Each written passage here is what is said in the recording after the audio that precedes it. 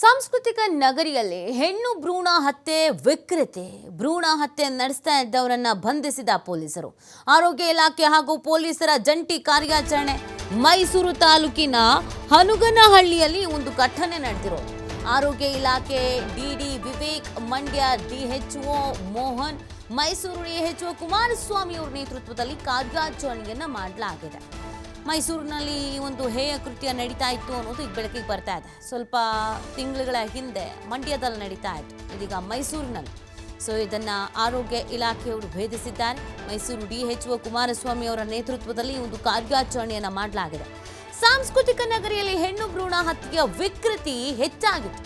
ಭ್ರೂಣ ಹತ್ಯೆ ನಡೆಸ್ತಾ ಇದ್ದವರನ್ನ ಫೈನಲಿ ಪೊಲೀಸರು ಬಂಧಿಸುವಲ್ಲಿ ಯಶಸ್ವಿಯಾಗಿದ್ದಾರೆ.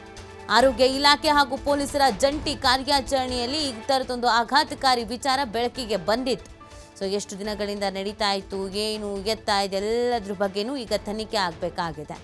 ನೋಡಿ, ಮಂಡ್ಯ, ಮೈಸೂರು ಈ ಭಾಗದಲ್ಲಿ ಹೆಚ್ಚಾಗಿ ಹೆಣ್ಣು ಭ್ರೂಣ ಹತ್ಯೆ ನಡೀತಾ ಇರೋದು. ಇದು ಕಾನೂನು ಬಾಹಿರ, ಇದು ತಪ್ಪು ಅಂತ ಗೊತ್ತಿದ್ರೂ ಕೂಡ ಯಾರಿಗೂ ತಲೆ ಕೆಡಿಸಿಕೊಳ್ಳದೆ, ತಲೆ ಬಾಗದೆ ಕೆಲವರು ಹಣ ಮಾಡುವ ದಂಧೆಗೆ ಇಳಿದಿದ್ದಾರೆ. ಇನ್ನು ಕೆಲವರು ಮನುಷ್ಯತ್ವವನ್ನು ಮರ್ತಿದ್ದಾರೆ. ಮೈಸೂರು ತಾಲೂಕಿನ ಹನುಗನಹಳ್ಳಿಯಲ್ಲಿ ಒಂದು ಘಟನೆ ನಡೆದಿದೆ. ಮಾಹಿತಿ ಇತ್ತು ಅಧಿಕಾರಿಗಳಿಗೆ, ಇದರ ಆಧಾರದ ಮೇಲೆ ರೇಡ್ ಮಾಡಿದ್ದಾರೆ. ಈ ಸಂದರ್ಭದಲ್ಲಿ ಹಣ, ಕೆಲವೊಂದಷ್ಟು ಮಷಿನ್ಸ್ಗಳು ಇವುಗಳನ್ನೆಲ್ಲ ವಶಕ್ಕೆ ಪಡ್ಕೊಂಡಿದ್ದಾರೆ ಅನ್ನೋದ್ರ ಬಗ್ಗೆ ಮಾಹಿತಿ ಸಿಗ್ತಾ ಇದೆ. ಆರೋಪಿಯನ್ನ ಬಂಧಿಸುವಲ್ಲಿ ಸದ್ಯ ಪೊಲೀಸರು ಯಶಸ್ವಿ ಆಗಿದ್ದಾರೆ.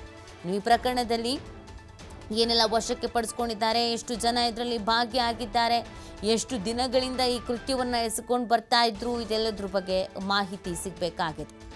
ಮೈಸೂರು ತಾಲೂಕಿನ ಹನುಗನಹಳ್ಳಿಯಲ್ಲಿ ಒಂದು ಘಟನೆ ನಡೆದಿರುವಂಥದ್ದು.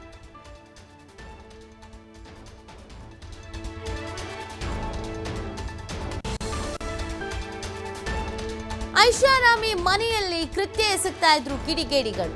ಖಚಿತ ಮಾಹಿತಿ ಮೇರೆಗೆ ದಾಳಿಯನ್ನು ನಡೆಸಿದ್ದಾರೆ ಅಧಿಕಾರಿಗಳು. ಗ್ರಾಮೀಣ ಭಾಗದ ಮಹಿಳೆಯರನ್ನ ಟಾರ್ಗೆಟ್ ಮಾಡಿ ಕೃತ್ಯ ಎಸಗಲಾಗಿದೆ. ಲಕ್ಷ ಹಣ ಪಡೆದು ಸ್ಕ್ಯಾನಿಂಗ್ ಮಾಡ್ತಾ ಇದ್ದ ತಂಡ. ಹೆಣ್ಣು ಮಗು ಎಂದು ತಿಳಿದ್ರೆ ಗರ್ಭಪಾತವನ್ನ ಮಾಡಿಸ್ತಾ ಇತ್ತು ಗ್ಯಾಂಗ್.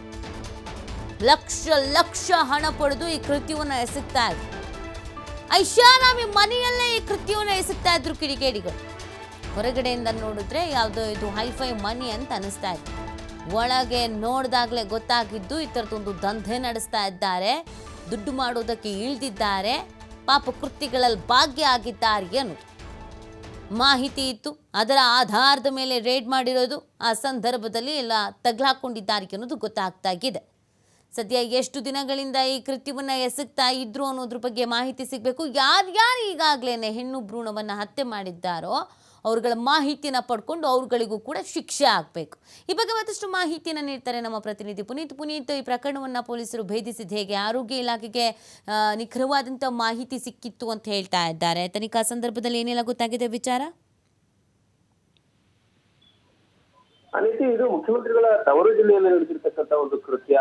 ಇದು ಸಾಕಷ್ಟು ಮಂಡ್ಯದಲ್ಲಿ ಪ್ರಮುಖವಾಗಿ ಸಾಕಷ್ಟು ಸದ್ದನ್ನ ಮಾಡಿತ್ತು. ಜೊತೆಗೆ ಕಳೆದ 3 ವರ್ಷಗಳ ಹಿಂದೆಯೂ ಕೂಡ ಮೈಸೂರಿನಲ್ಲಿ ಇದರದ ಒಂದು ಘಟನೆ ನಡೆದಿರುವುದು ಬೆಳಕಿಗೆ ಬಂದಿತ್ತು. ಇದೀಗ ಮತ್ತೆ ಅದೇ ಒಂದು ಭ್ರೂಣ ಹತ್ಯೆ ನಡೀತಾ ಇರತಕ್ಕಂತಹ ಘಟನೆಗಳಿಂದ ನಡೀತಾ ಇರತಕ್ಕಂಥದ್ದು. ಈ ಒಂದು ಹಿನ್ನೆಲೆಯಲ್ಲಿ ಆರೋಗ್ಯ ಇಲಾಖೆ ಮತ್ತು ಪೊಲೀಸರ ಒಂದು ಜಂಟಿ ಕಾರ್ಯಾಚರಣೆಯಲ್ಲಿ ಈ ಒಂದು ಕೃತ್ಯವನ್ನ ಮಾಡ್ತಾ ಇದ್ದಂತವ್ರನ್ನ ಬಂಧಿಸುವಂತಹ ಒಂದು ಕೆಲಸ ಆಗಿರ್ತಕ್ಕಂಥದ್ದು. ಮೈಸೂರು ಜಿಲ್ಲೆ ಮೈಸೂರು ತಾಲೂಕಿನ ಹನುಗನಹಳ್ಳಿ ಗ್ರಾಮ ಏನಿದೆ, ಈ ಒಂದು ಹನುಗನಹಳ್ಳಿ ಗ್ರಾಮದಲ್ಲಿ ಇಲ್ಲಿ ಭ್ರೂಣ ಹತ್ಯೆಯನ್ನ ಮಾಡ್ತಾ ಇರತಕ್ಕಂಥ ಒಂದು ಖಚಿತ ಮಾಹಿತಿ ದೊರಕಿದ ತಕ್ಷಣ ಆರೋಗ್ಯ ಇಲಾಖೆ ಜೊತೆಗೆ ಪೊಲೀಸರು ಎಚ್ಚೆತ್ತುಕೊಳ್ಳುವ ಮುಖಾಂತರ ಕಾರ್ಯಾಚರಣೆಗೆ ಮುಂದಾಗ್ತಾರೆ. ಇನ್ನು ಕಾರ್ಯಾಚರಣೆ ಮುಂದಾದಂತಹ ಸಂದರ್ಭದಲ್ಲಿ ಹನುಗನಹಳ್ಳಿ ಏನಿದೆ, ಇದು ಐಷಾರಾಮಿ ಮನೆಯಲ್ಲಿಯೇ ಈ ಒಂದು ಕೃತ್ಯವನ್ನು ಎಸಗುವಂತಹ ಒಂದು ಕೆಲಸವನ್ನ ಈ ಒಂದು ಕಿಡಿಗೇಡಿಗಳು ಮಾಡಿರ್ತಕ್ಕಂಥದ್ದು. ಗ್ರಾಮೀಣ ಭಾಗದ ಮಹಿಳೆಯರನ್ನೇ ಟಾರ್ಗೆಟ್ ಮಾಡಿರ್ತಕ್ಕಂಥ ಈ ಒಂದು ತಂಡ ಏನಿದೆ, ಅಲ್ಲಿ ಮಕ್ಕಳ ಒಂದು ಸ್ಕ್ಯಾನಿಂಗ್ ಅಂದ್ರೆ ಗರ್ಭಿಣಿಯರು ಏನಿರ್ತಾರೆ ಅವ್ರನ್ನ